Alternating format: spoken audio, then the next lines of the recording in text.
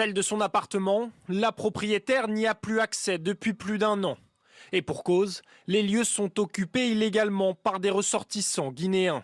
La fille de la propriétaire, qui souhaite rester anonyme, nous raconte. Quand on a appris que l'appartement était squatté, c'est vrai qu'il y a le choc de se dire qu'il y a des personnes dans le logement.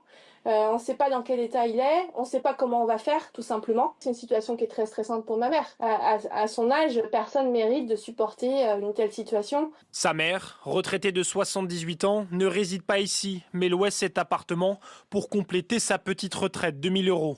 Privée de loyer, elle doit désormais en plus s'acquitter des charges de consommation d'eau des occupants.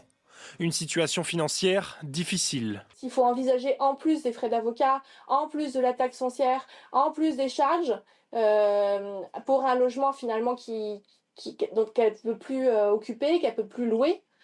C'est quand même très problématique. Démunie, la mère et sa fille se tournent alors vers la préfecture qui émettra un arrêté d'expulsion suspendu par le tribunal administratif. La mise en œuvre de l'arrêté aura pour effet de priver de tout abri les requérants, alors que M. F est père de 2 enfants âgés seulement de 1 et 2 ans et que les intéressés soutiennent ne disposer d'aucune solution d'hébergement. À ce stade, la propriétaire de l'appartement occupé n'est plus en mesure de payer sa taxe foncière. Sa fille interpelle les pouvoirs publics.